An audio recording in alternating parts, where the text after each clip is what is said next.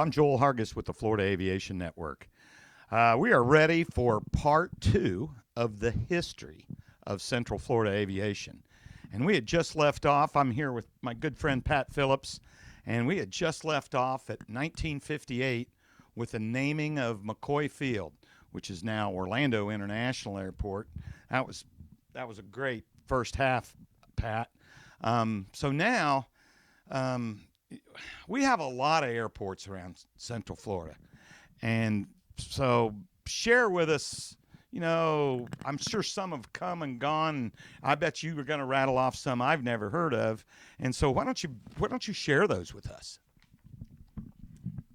Okay, you're right, Joel. Since this has kind of been the aviation capital of the country, because like I say, it's evidence because we have a huge crowd of people. That we have several 100,000 people show up every year for Sun and Fun, and we have 3,000 airplanes attend the fly-in convention, and compare that with the 400 that we were talking about in 1939 that showed up for the cavalcade.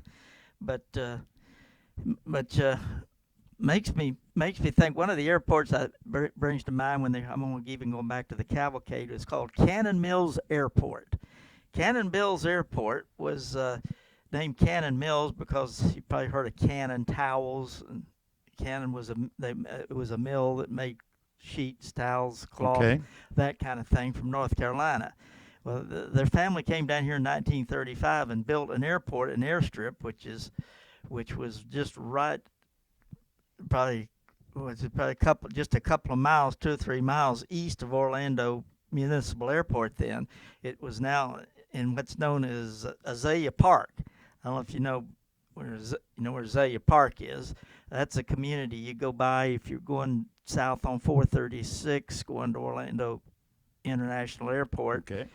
As soon as you get off Colonial, you take a right. You're going south, and then on the left side of the road. That was all the airport. That's all Pine Hills area. Right. Not Pine Hills, Azalea Park area. Right.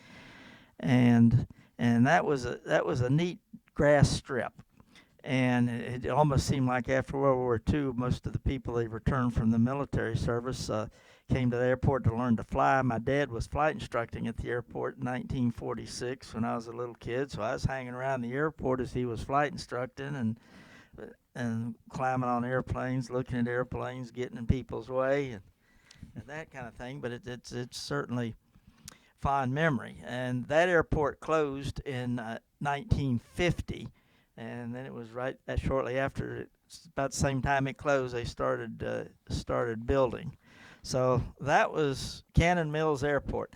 Another airport is Showalter Air Park that the Showalter family built in 1946, and that's where Showalter started the Showalter flying service in 1946. And that airport runway ran parallel to Aloma Avenue right near Lakemont. In fact, there's Showalter Park over there. There's a football field over there, Ward Park. It was just right across the street on the east side of Ward Park. Now, Showalter still have an FBO at Orlando Executive, or no? They sold it several years ago and is now Atlantic Aviation. Okay. All right.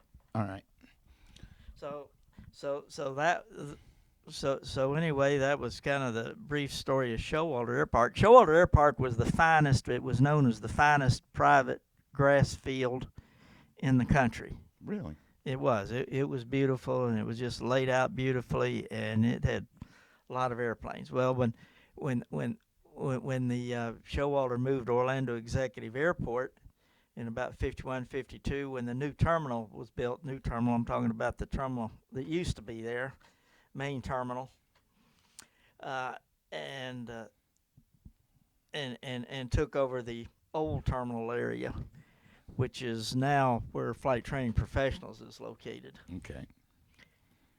Okay, there was another airport that was I'd mentioned it before, on the South Orange Blossom Trail, called Hoquist Airport, and it had about a 2,000-foot strip, and there was a lot of flight training went on out at Hoquist Airport.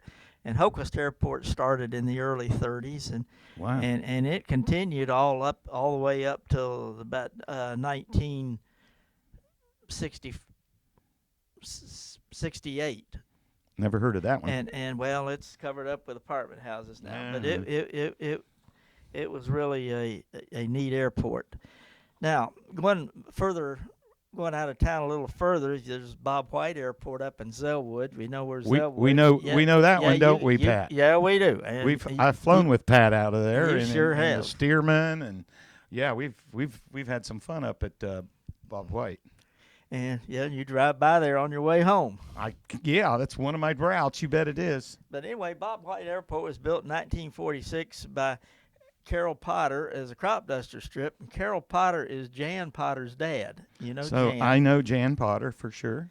And so they owned it till 1951, and then Bob White was sold to the Hughes family, which was also a crop dusting family, in 1951.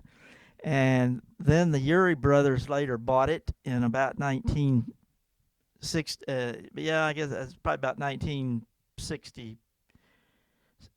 65, the Urey brothers bought it with Leroy Brown, and you probably remember Leroy Brown and Urey brothers, Mack and Tag. They had a pretty big flying operation, and especially crop dusting operations for years. And then in 1974, Bob White bought it, and Bob White had, as we know, tragically died in an airplane accident in about 1990, and then Pete Council bought it in 1991 and is operating it today. It's a nice grass strip. A lot of tail draggers in it. Oh, it's the best grass you can find pretty much anywhere in the country. It's a nice field. Yeah, absolutely. It certainly is. Then you got another airport that's on 441 that's now known as Orlando Apopka Airport. Is that what they call it this week? Yeah, that's what they call it this week, Orlando Apopka. And people, it's had a number of names. People like to capitalize on that name Orlando, like Orlando Sanford. Yeah, I've flown in and out of there several times. Orlando, Melbourne. I've flown in and out of Orlando Apopka, whatever it is. Yeah. Well, it started out in 1946 with a fellow by the name of Marion McDonald. He had all the citrus groves around that area and had a big house that was just on the east side of 441. And that was his private airport up until about 19... that was about 68. About 68, he sold it, and I guess I actually owned part of that with my dad. We owned that airport for 10 years. Get out of here. Yeah, we sure did. Owned it and operated it for 10 years. No kidding. Then ended up selling it. But when we had it, it was called McDonald Airport, named after Marion McDonald, and there was also a airway intersection overhead called McDonald Intersection. Did not know that either. So that's why we always thought it was appropriate for that name. Well, you know, that airport is one of the first airports in the U.S. to successfully go to become a condominium airport. All those hangars you see going down the road, the people actually own their hangars. Right. And the common elements of the condominium are the taxiways and the runways. Right. And that's working out. That has they've built a well. lot of hangars out there, and they do flight training there. I mean, it's still an active airport to this day. Oh, it's very active to this day, and I think it's going to be there for a while. I think it is. Mm-hmm. Now we're talking about Apopka. There was from about 1940 to 1950, there was an airport called Apopka Municipal Airport. It was a little grass strip on just north of Apopka on the Rock Springs Road, is north of Apopka about 2 or 3 miles. I know right where that's at. And I remember when that was a pretty active airport. The school's there, Dream Lake Elementary is right in there, that area now. So, also, we've got another airport up there as you go by on your way home, Tangerine Airport. Oh, yeah. Jim Kimball's airport. Yep. I've never actually flown into Jim's. I've been there many, many times. Those are wonderful guys. Well, that's a well-known restoration facility. In fact, they probably have more award-winning restorations than anybody in the country for airplanes. There's actually another airport right off of almost across from Bob White, mid Florida. There's a paved. Yeah, it's called Orange. That's called Orlando Country. The rest of us, for years, called it Cabbage Patch Airport. It's paved, and they are doing flight training out of that airport also. Yep. So that's golly. There's like 1, 2, 3, 4 in just that Tangerine area. There sure is. And now another airport, since we're up near the Apopka areas, I don't know if you know where Clarkona is. That's kind of right near the Rosemont area. I do. It's That's not there anymore. Well, it was there until last month.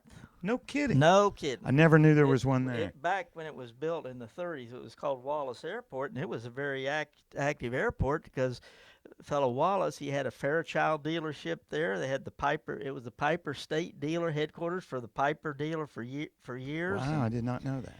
And then it was bought by a fellow by the name of Robert Richardson, and from 45, he owned it from 45 till 60, and then it was bought by a fellow by the name of Byron Carter, who just recently sold it, and it's going into residential development. Yeah, I was going to say they're building houses. So I drove by that. Well, there. the houses hadn't started yet. They're still just finished pushing the trees down last week. I did not know there was an airport there. Well, a lot of people didn't, but it's a great airport, and I've spent many hours flying out of that airport. In fact, they had nice hangars. I had an airplane hangar there for a lot of years. I'll be darned. So that airport is your last chance to see the vestiges of it if you drive by there. Well, may have to fly over there. And then now I'm going to move over to the Longwood Airport. I remember the Longwood area, right off 434. It was called Slade Airport in Seminole County, right by Toll Gate Trail.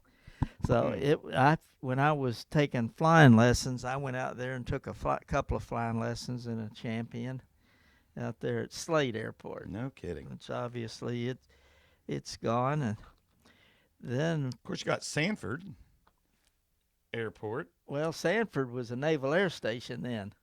So I knew it started as a military base and strip. Military base, and it was operated as a naval air station up until after, up there, just about up to Vietnam, the time of Vietnam. So there was really no facility for flight training until that's more recent happening. Right. Well, yeah, that's turned into, there's obviously commercial traffic in and out of there. There's charters to Europe. It's an international airport Allegiant now. flies in and out of there, many flights a day. And there's at least 2 or 3 flight schools there, big flight schools, out of Sanford, Orlando. Yeah.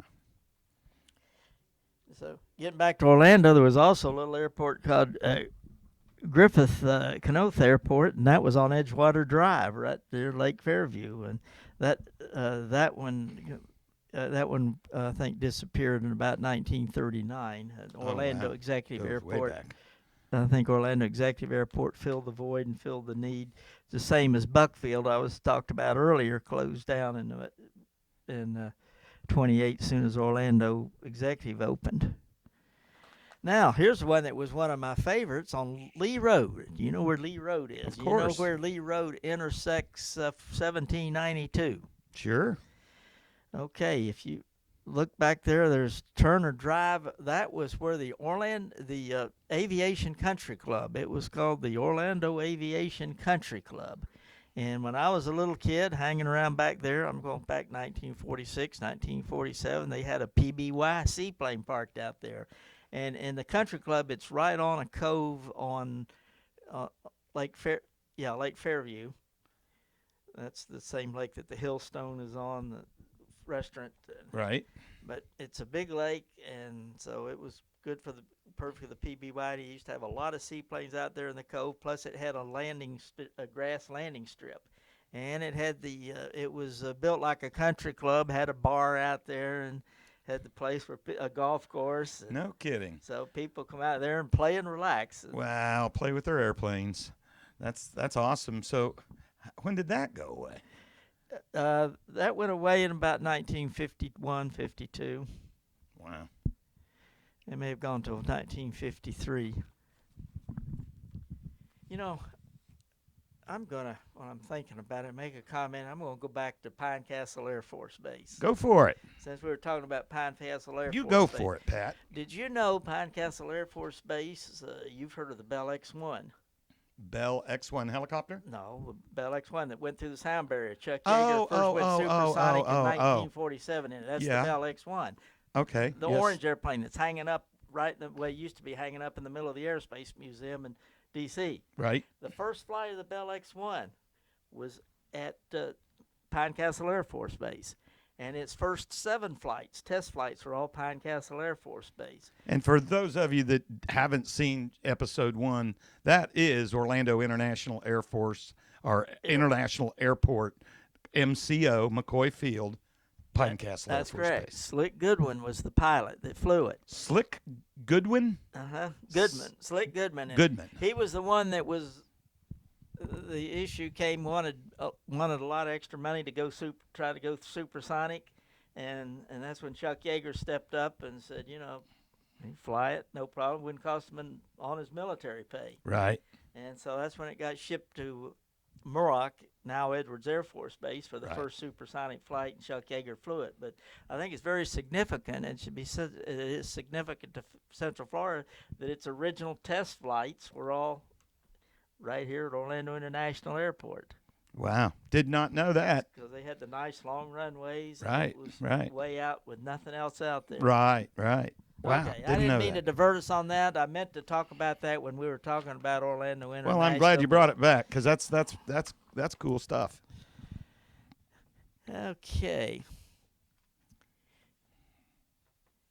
Now, they used to have Silver Star Road. I don't know where Silver Star. We know where Silver Star yeah. is.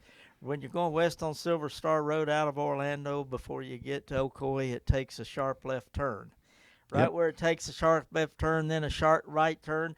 That was going around Longwood Airport because that was an airport in there. No kidding. And that airport was there probably it was subdivided 20 years ago. But Olin Longwood on that airport, and he's the one that's credited with actually starting spraying, aircraft spraying from an aircraft, spraying liquid. Before it was all crop dusters, and he developed the spraying and the spraying techniques and the mechanics for making the sprayers work in airplanes. I'll be darned. So that was a significant airport. Then McGuire Airport, you may remember McGuire Airport out in Winter Garden, named after. That rings bell for sure. But that was a private general aviation airport, and it closed. It closed up more recent to me now, I guess 10 years ago. Right. Out in Windermere. That was the Windermere Airport. Yep. That's about the closest thing to the Claremont area. Mm-hmm. You know, most of my friends that live in Claremont come up to Leesburg these days. And we talked about Buckfield earlier. That was on West Washington Street, and then I guess we have to talk about the Orlando Fairgrounds as an airport because that's where Lincoln Beachey took his first flight in an airplane, the first airplane to fly in the state of Florida. That's where he did that, where the fairgrounds is. Fairground, Orlando. I'll be darned. Downtown Orlando. That's one where my grandfather attended. Right. I used to hear that story all the time when I was a young kid. Well, I know we've got so many airports. It's just a wonderful place to fly in Central Florida. Of course, going up towards Lake County where I live, of course, we've got the Eustis Airport. Mm-hmm. That's a grass field up there. Uh-huh. We, of course, the Leesburg Airport is a Delta class airspace with crosswind runways, and that's where I reside and fly out of all the time. Of course, you go down I-4, there's Bartow. Mm-hmm. Of course, Lakeland is now grown into not FedEx, but Amazon has a big base there in Lakeland now, and it's become very, very busy. Now, one airport I guess we need to mention might jog your memory is Disney had an airport. Did not know that. Disney had an airport and a landing strip that ran parallel to where the monorail runs now, and there was an airline called Shawnee Airline. And Shawnee Airline flew out of Orlando Executive Airport. They had their hangar there, their headquarters there. In fact, one of the hangars are still, the hangar's still there, but Shell Air now occupies the space.